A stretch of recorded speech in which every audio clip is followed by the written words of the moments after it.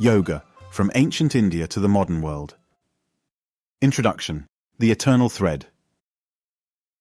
In the ancient land of the Indian subcontinent, where rivers like the Ganges and the Indus have flowed for millennia, a tapestry of spiritual traditions emerged that would profoundly shape human understanding of body, mind, and spirit.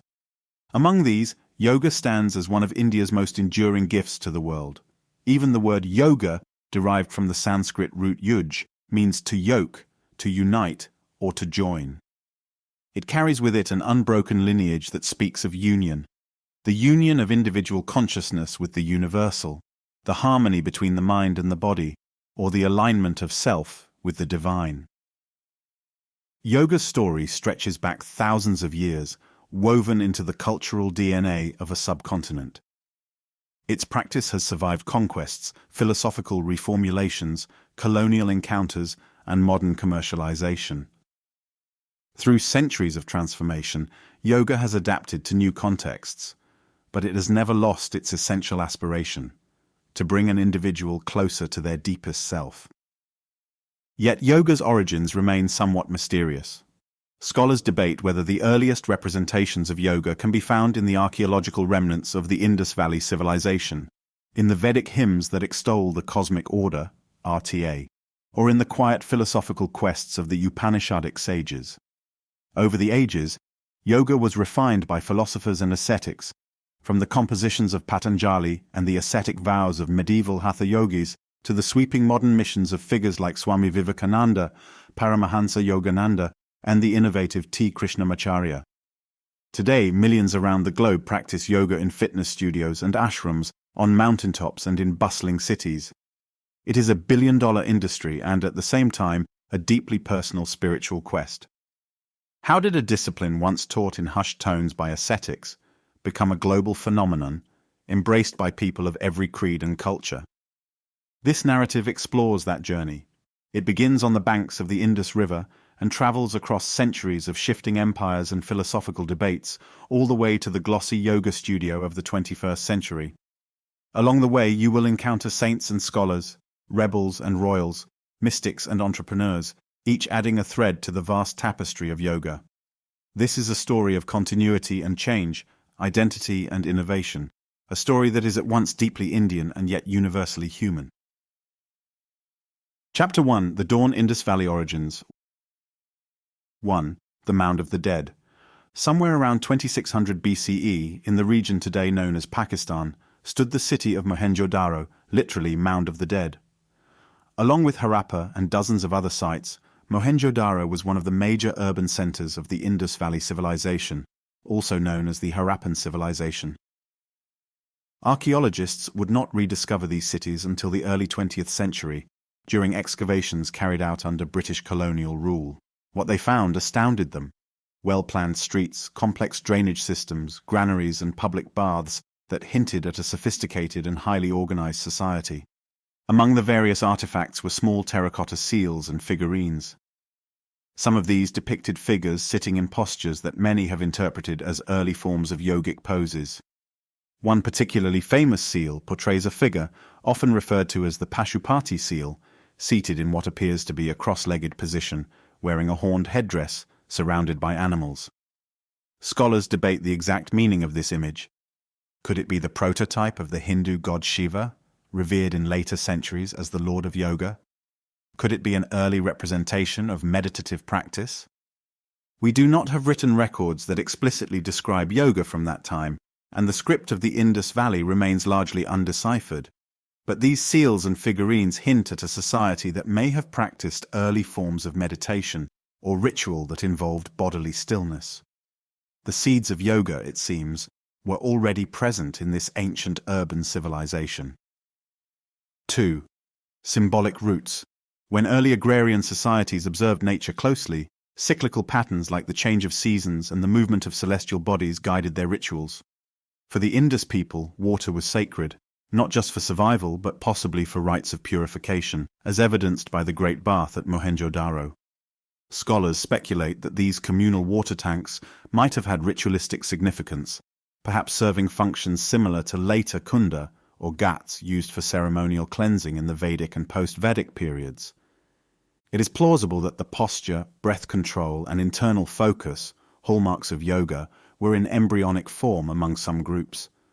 More certain is that the continuity between the Indus Valley religion and later Hindu practices can be traced in iconography, ritual, and possibly early meditative or ascetic traditions.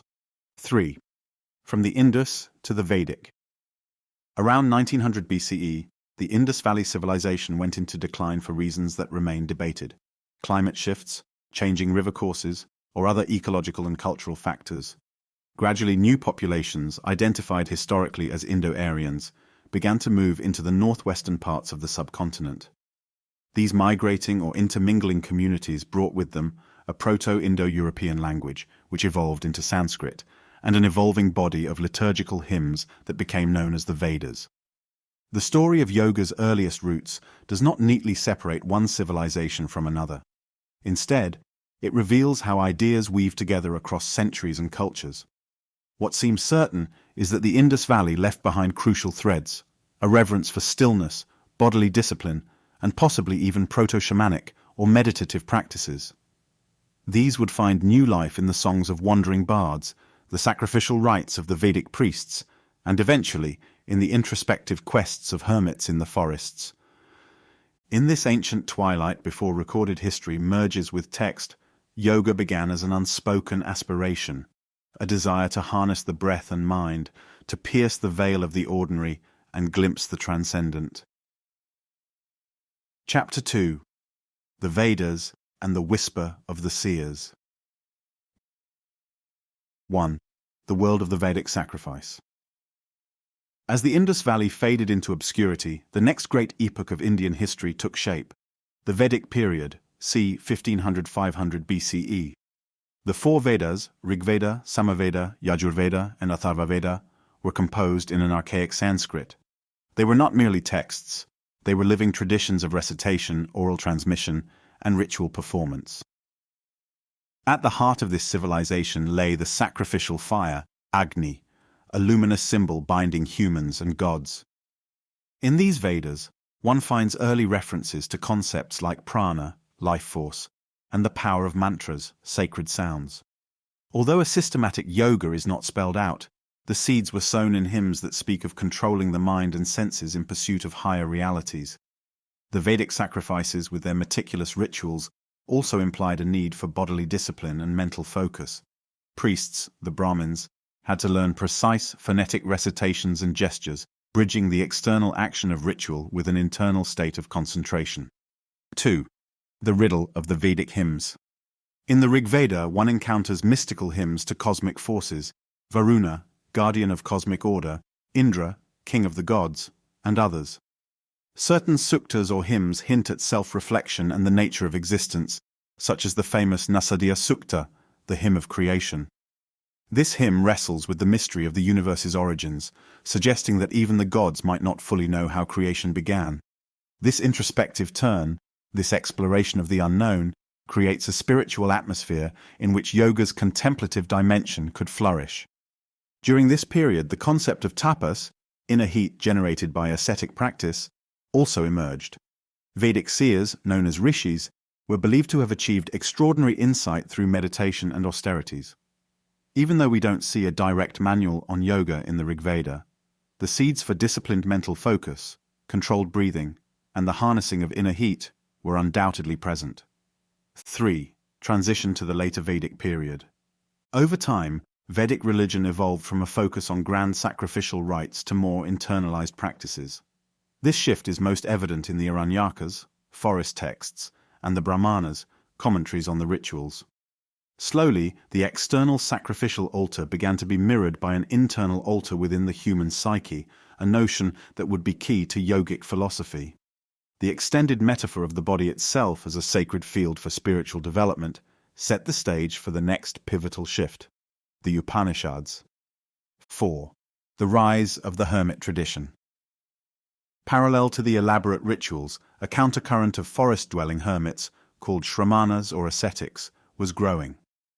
Uninterested in the outward pomp of sacrifices, these ascetics aimed to penetrate directly to the core of existence.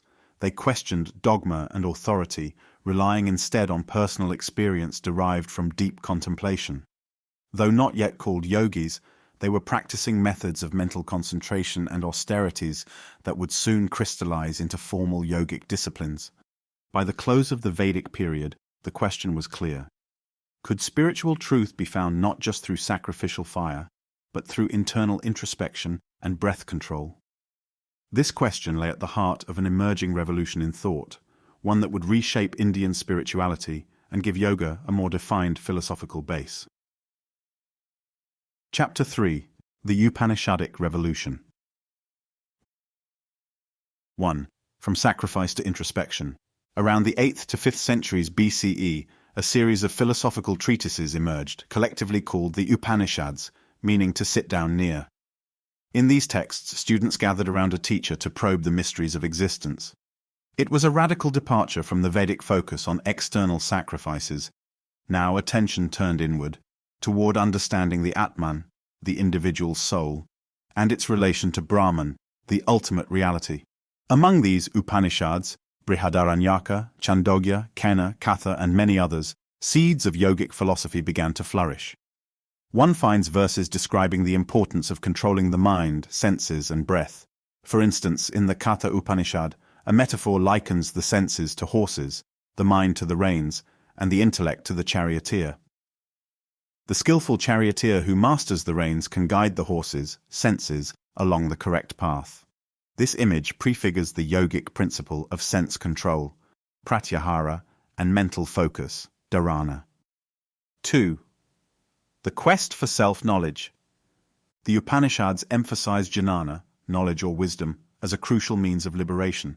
However, they also value meditative practices. The Mandukya Upanishad explores the states of consciousness, waking, dreaming, deep sleep, and the transcendent fourth state, turiya. Here we see an embryonic form of yogic psychology, mapping the layers of awareness that a practitioner might traverse. Another notable text, the Shvetashvatara Upanishad, contains direct references to yogic techniques. It speaks of the practitioner sitting upright, controlling the breath, and meditating on the infinite. A verse declares, holding the body steady with the three parts erect, causing the senses and mind to enter the heart, the wise person should cross over the fearful currents by means of the ferry of Brahman.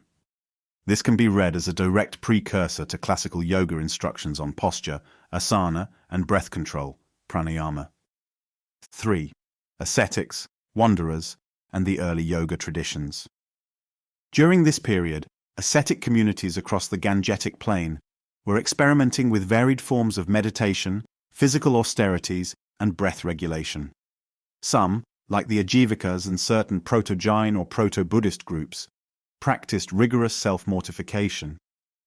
While early yoga does not necessarily equal the extreme asceticism of starving or standing on one leg for years, these communities shared a milieu where the body was both a tool and an obstacle on the path to liberation.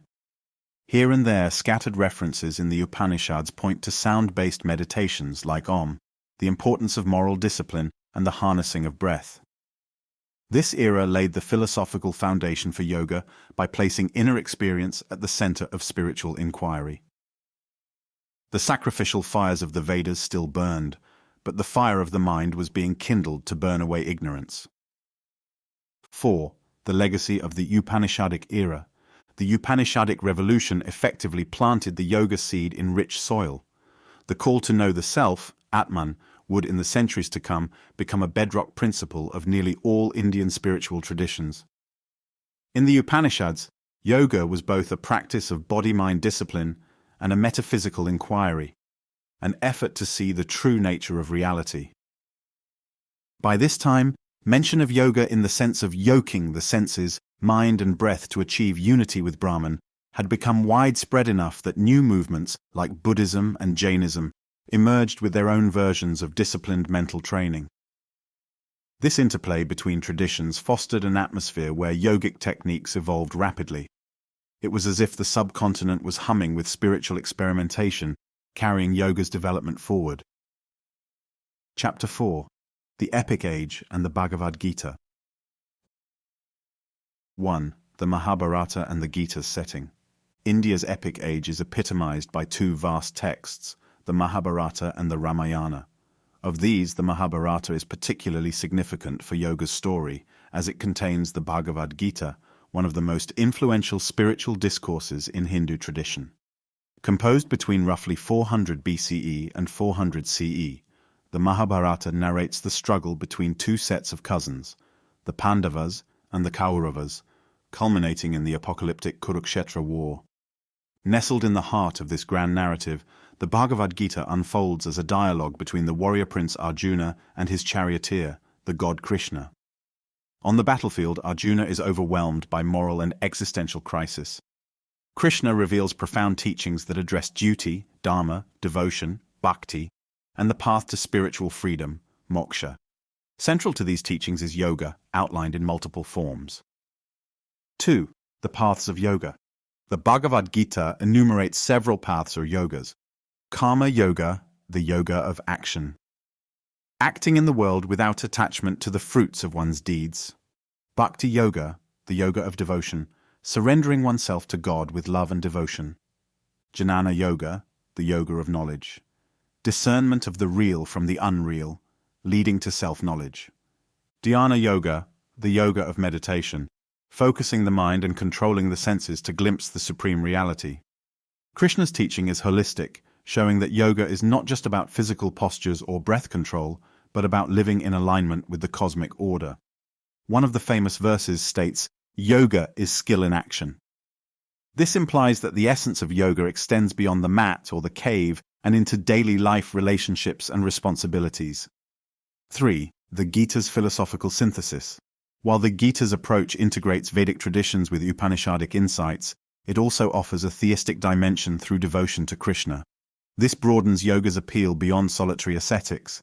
A householder could practice karma yoga, performing daily duties with a yogic attitude, just as a recluse might devote himself to meditation in the forest. Moreover, the Gita addresses the interplay of gunas, the three qualities of nature, sattva, rajas, and tamas, and emphasizes yoga as a means of transcending these binding qualities.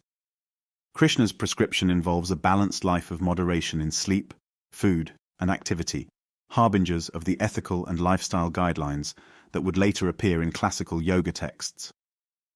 4. Influence on later yoga traditions. The Bhagavad Gita would become a sourcebook for many streams of Hinduism, and its integration of various yogas remains an inspiration for modern yoga practitioners. Thinkers like Madhusudana Saraswati and Adi Shankaracharya wrote commentaries on it centuries later, ensuring that the Gita's message continued to influence how Indians conceived of yoga. In a sense, the Bhagavad Gita universalized yoga.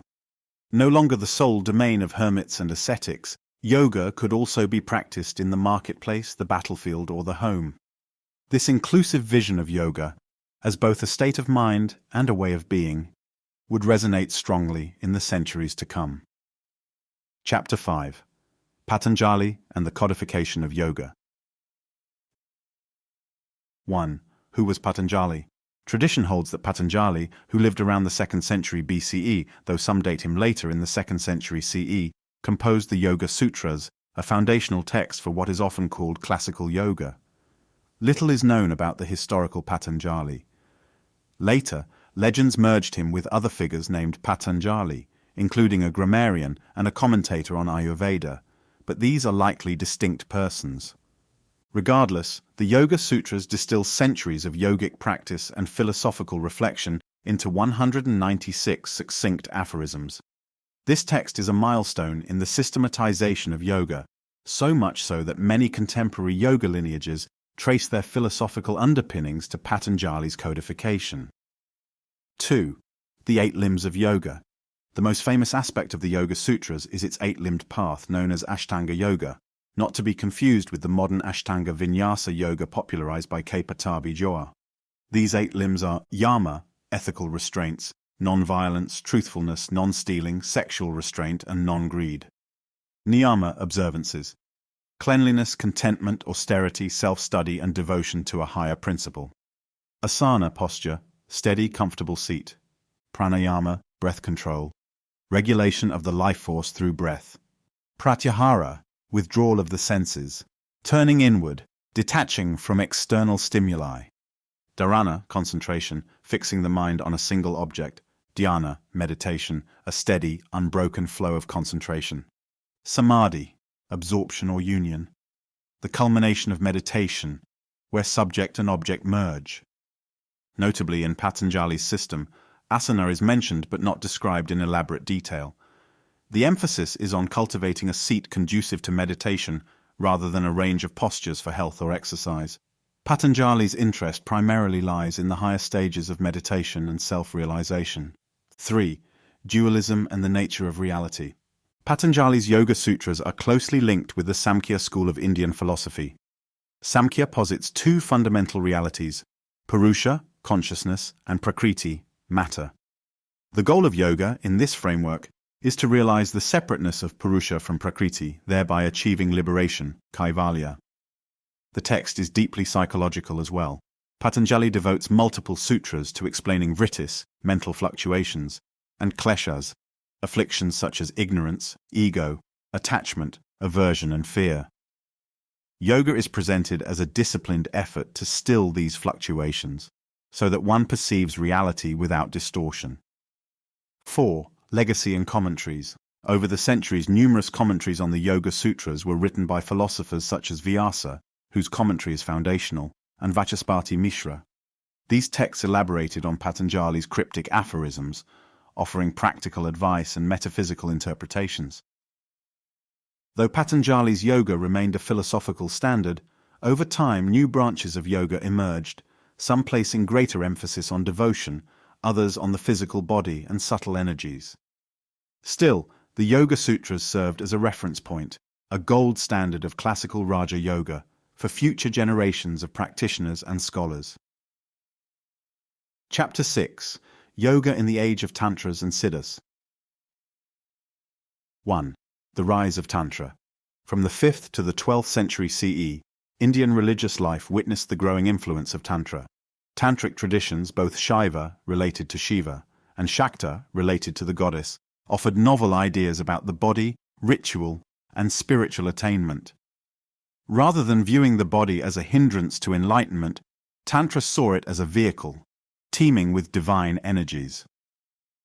Tantric texts introduced the idea of chakras, energy centers within the subtle body, kundalini, the coiled serpent energy at the base of the spine, and specialized mantras and visualizations. These developments profoundly impacted subsequent forms of yoga, paving the way for what would later be called Hatha Yoga. 2. Siddhas and Nath Yogis. Between the 9th and 12th centuries, a group of wandering yogis, or siddhas, began to emerge in North India. They were particularly associated with the Nath tradition, which reveres figures like Matsyendranath and Gorakhnath. The Nath yogis synthesized elements of Patanjali's yoga, tantric rituals, and their own innovations in physical and spiritual disciplines. These ascetics were known for wearing minimal clothing, using ash to cover their bodies, and practicing austere disciplines in cremation grounds or remote places. They developed a range of asana, pranayama, mudra, energetic seals, and bandha, locks, to awaken kundalini. Unlike the purely meditative focus of Patanjali's yoga, the Nath yogis recognized the significance of the physical body as a crucible of spiritual transformation. 3. Body as a laboratory. The underlying tantric premise was that the microcosm, the human body, reflects the macrocosm, the universe. By working with subtle energies within the body, one could accelerate spiritual progress. Practices such as Kachari Mudra, turning the tongue back into the nasal cavity, or Uddiyana Bandha, abdominal lock, aim to redirect prana and stabilize the mind. These developments reflected a broader shift in Indian spirituality, an increasing willingness to see the mundane as sacred. No longer was the physical realm merely an obstacle to transcendence, it was the seat of divine power. This viewpoint became a cornerstone for later forms of Hatha Yoga, which would formalize many of these practices in systematic texts. 4. Social impact. Siddhas and Nath yogis often lived outside the strict caste system. They mingled with common folk, performed feats that seemed miraculous, and sang vernacular poetry. Their popularity among ordinary villagers made them culturally significant, ensuring that yogic ideas spread beyond monastic or Brahmin circles. Thus, by the onset of the second millennium, yoga was no longer just a matter of philosophical treatises or aristocratic patronage. It had become interwoven with folk traditions, songs, legends, and everyday rituals, fertilized by the tantric emphasis on the divine within the human. This environment set the stage for the explosion of Hatha Yoga literature in the centuries that followed. Chapter 7. Hatha Yoga and Medieval Developments. 1. The Hatha Yoga synthesis. By the 14th and 15th centuries, texts such as the Hatha Yoga Pradipika by Swami Swapmarama, the Garanda Samhita, and the Shiva Samhita began to crystallize a distinct genre known as Hatha Yoga. Hatha can be interpreted as a union, yoga, of the solar Ha and lunar Tha energies in the body. Others interpret Hatha as forceful, indicating that these practices are a more physical path compared to purely meditative traditions. The Hatha Yoga Pradipika lays out a four-fold path: asana, pranayama, mudra, and samadhi.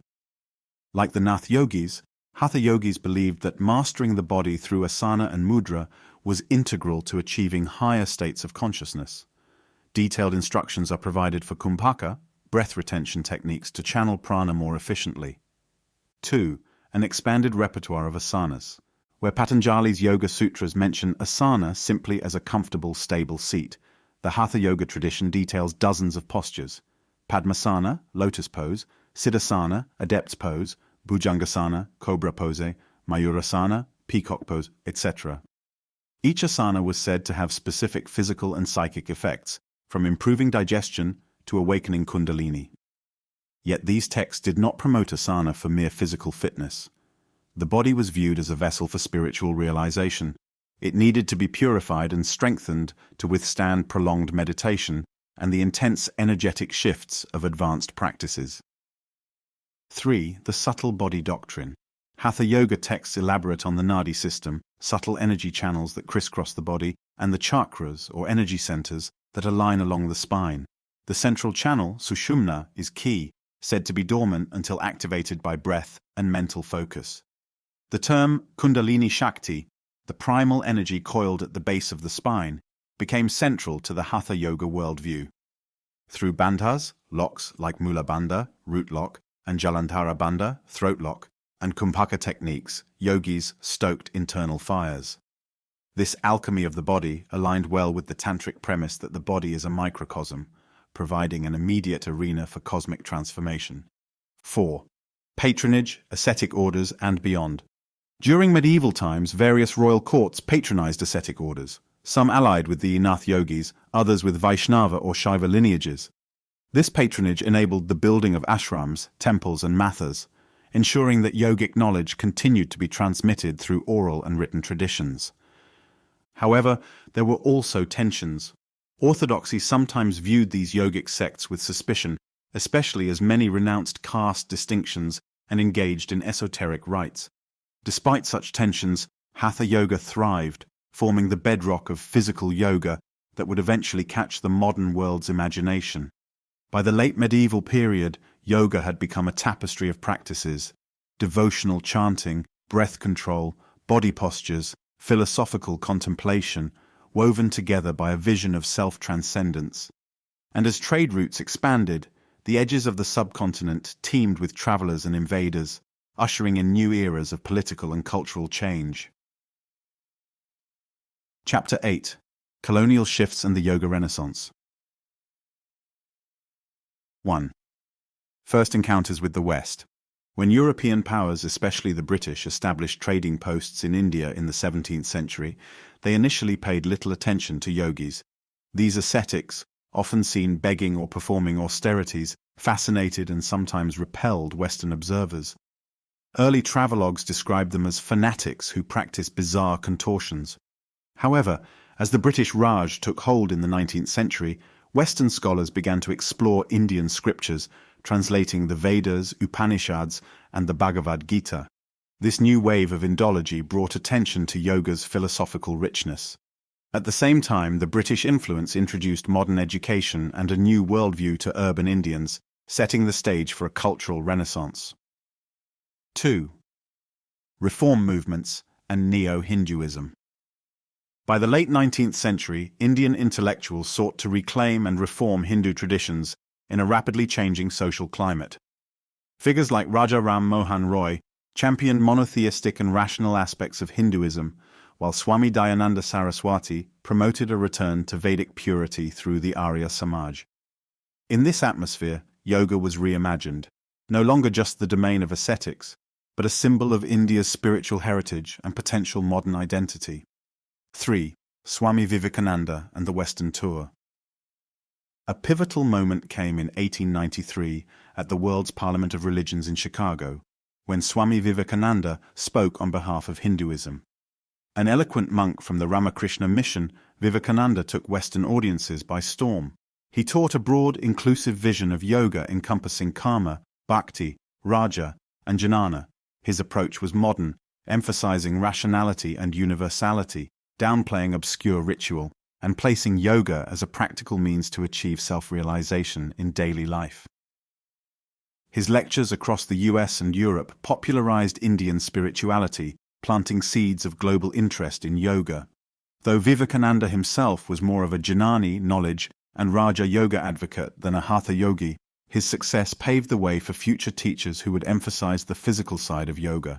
4. Yogendra and Kuvalayananda, the scientific turn. In the early 20th century, figures like Swami Kuvalayananda and Sri Yogendra began systematically studying yoga's physiological and therapeutic effects. Kuvalayananda founded the Kaivalyadharma Institute in 1924, conducting laboratory research on yogic breathing and postures. Sri Yogendra established the Yoga Institute in Mumbai in 1918, one of the oldest organized yoga centers. They aimed to present yoga as a science rather than mere mysticism, aligning it with India's drive toward modernity. This scientific approach helped legitimize yoga in the eyes of both Indian and Western medical communities. Gradually, yoga was seen not just as a spiritual path, but also a means of maintaining good health, stress management, and overall well-being. 5. Nationalism and yoga. During the Indian independence movement, yoga took on a patriotic hue. It became part of India's cultural identity, a marker of indigenous strength against colonial narratives that often dismissed Indian traditions as backward. Leading nationalists like Mahatma Gandhi endorsed the broad values of self-discipline and non-violence that yoga supported. By the mid-20th century, as India approached independence, 1947, yoga was recognized by a growing segment of the educated middle class as something of immense cultural pride and global significance. The stage was set for an even broader spread of yoga outside India's borders in the decades following independence. Chapter 9. The Modern Gurus, from Swami Sivananda to T. Krishnamacharya. 1. Swami Sivananda and the Divine Life Society. Born in 1887, Swami Sivananda Saraswati was a medical doctor before he embraced monastic life. Settling in Rishikesh, at the foothills of the Himalayas, he founded the Divine Life Society in 1936. Sivananda's approach was straightforward and universal, encapsulated in the motto serve, love, meditate, realize. He authored numerous books simplifying yoga philosophy and practices for a broad audience. His disciples, Swami Vishnudevananda, Swami Satyananda and others, carried his teachings worldwide. The Sivananda yoga style, with its structured sequence of asanas, breathing exercises, and relaxation, became a global phenomenon by the late 20th century. 2. The Great Innovator, Tirumalai Krishnamacharya. If one person can be considered the grandfather of modern postural yoga, it would be T. Krishnamacharya, 1888–1989. A scholar of Sanskrit and Ayurveda, Krishnamacharya was appointed by the Maharaja of Mysore to promote yoga. He integrated gymnastics, wrestling exercises, and traditional asanas into a dynamic practice that emphasized breath and movement synchronization. From his Mysore palace Shala emerged a cadre of influential students. K. Patabi Joas, who founded Ashtanga Vinyasa Yoga. B.K.S. Iyengar, who developed Iyengar yoga with its precise alignment and use of props. Indra Devi, who introduced yoga to Hollywood and popularized it among Western lay practitioners. TKV Desikachar, Krishnamacharya's son, who developed Vinyoga, focusing on individualized practice and therapeutic applications. Krishnamacharya's genius lay in adapting traditional Hatha Yoga techniques to modern needs. He used creative sequences, taught children and adults alike, and emphasized the vinyasa principle, connecting breath to movement.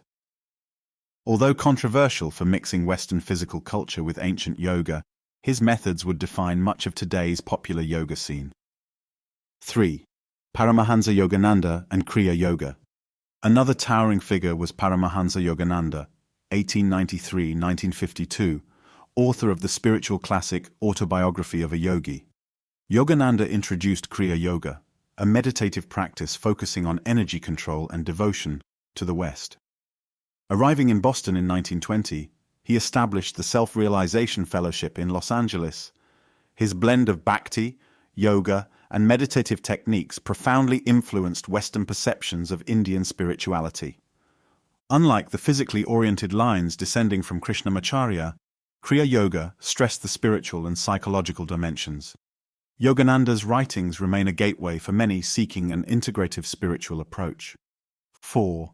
Maharishi Mahesh Yogi and Transcendental Meditation. Although not a Hatha Yoga teacher per se, Maharishi Mahesh Yogi propelled Indian meditative tradition to global fame with Transcendental Meditation, TM, in the 1960s. His celebrity disciples, including the Beatles, catalyzed a pop-cultural fascination with Eastern mysticism.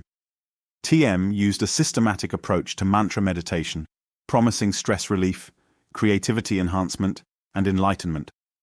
While TM is distinct from most yoga asana lineages, its global success contributed to the broad acceptance of Indian mind-body practices, giving further impetus to the yoga wave that would follow in the 1970s, 80s, and beyond.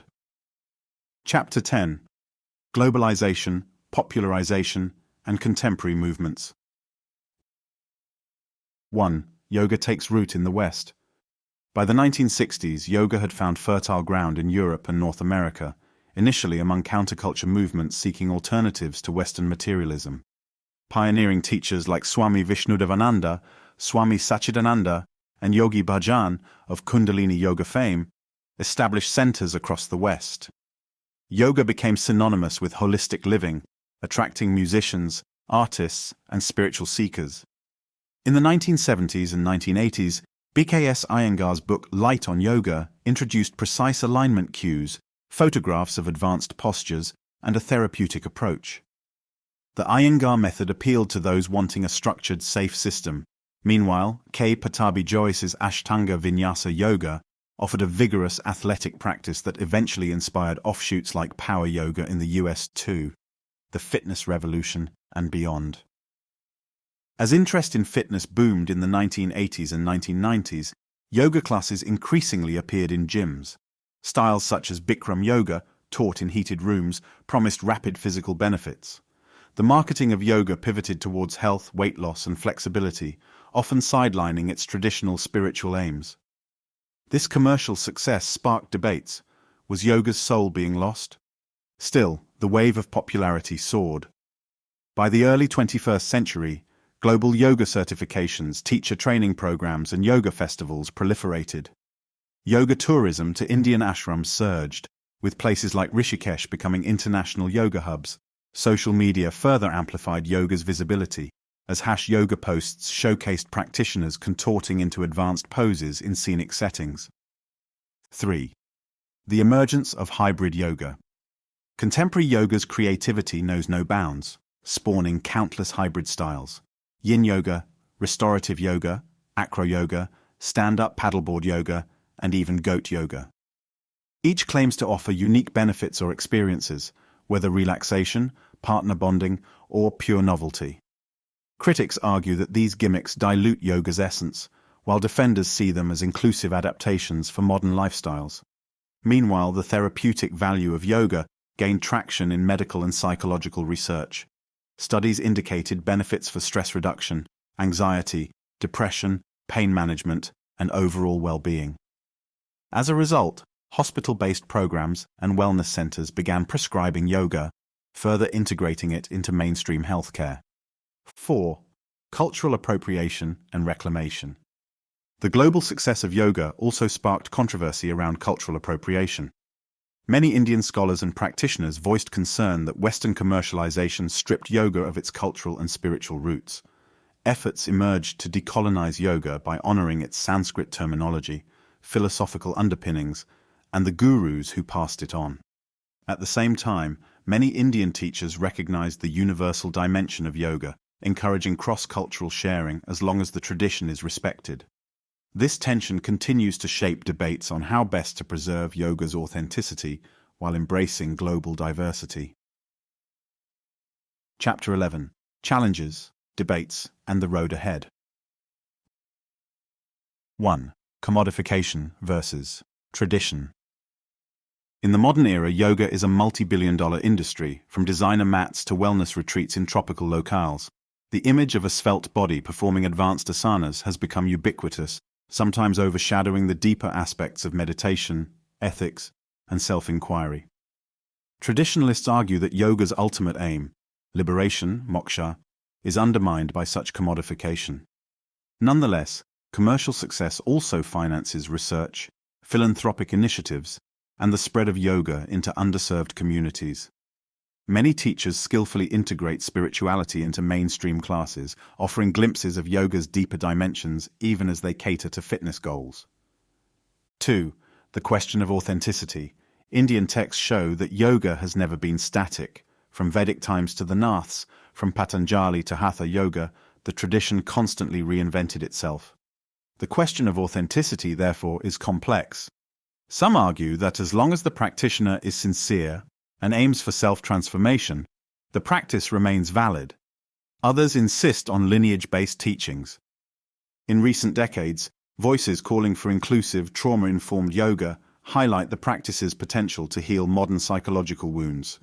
This approach emphasizes safety, consent, and adapting poses for diverse bodies, once again expanding yoga's scope. 3. Reconnecting with the roots. Amid the proliferation of styles, a growing segment of practitioners yearns for a more holistic practice that reclaims the philosophical and spiritual elements. They study the Yoga Sutras, the Upanishads, or the Bhagavad Gita, exploring yamas and niyamas with as much dedication as asanas. Meditation and pranayama classes gain popularity, reflecting an interest in the more contemplative dimensions of yoga. Simultaneously, Indian ashrams and universities, like the Morarji Desai National Institute of Yoga in Delhi, offer comprehensive programs that combine classical yoga teachings with modern science. The Indian government's declaration of International Yoga Day on June 21st each year, starting in 2015, has further elevated yoga's status globally, though it has also been critiqued as nationalist branding. 4. Unity in diversity. The debate over what yoga really is may never fully resolve, as the tradition is inherently pluralistic. From the beginning, yoga encompassed diverse motivations: mystical union, physical vitality, mental clarity, devotional surrender, philosophical understanding. All these aims coexist under the broad umbrella of yoga. Today's yoga ecosystem is perhaps the most diverse it has ever been. There is friction but also vibrant cross-pollination. A vinyasa teacher might integrate Buddhist mindfulness, while a Kundalini practitioner might attend an Iyengar workshop. The essence of yoga, union, connection, continues to evolve, transcending strict boundaries. Conclusion. The living tradition. From the possible meditative seals of the Indus Valley to sleek urban studios in New York, Mumbai, and Tokyo, yoga's journey spans millennia and cultures. Its early whispers in the Vedas, refinements in the Upanishads, theistic flourish in the Bhagavad Gita, systematic codification by Patanjali, body-centered expansion through Hatha Yoga, reform and globalization in the modern era. All these phases testify to yoga's remarkable adaptability. And yet, at its core, yoga has remained a discipline of integration, seeking wholeness for the individual and their relationship to the universe. Whether through breath, devotion, insight, or posture, yoga points beyond the fragmented self to a more expansive reality.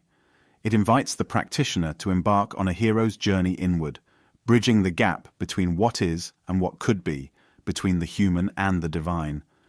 Even as yoga finds itself packaged, advertised, and debated in the 21st century, its spirit endures.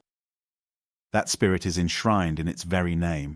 Yoga, the union of opposites, the harnessing of life's energies, the yoking of mind, body, and soul in a quest for lasting peace. As a living tradition, it continues to birth new forms, confront new dilemmas, and inspire new generations. In that sense, yoga's story is far from over. It is an unfolding continuum of practice and insight, an unbroken chain linking the seekers of the Indus Valley to all who, even now, roll out a mat or sit in silence, hoping to touch the timeless essence within.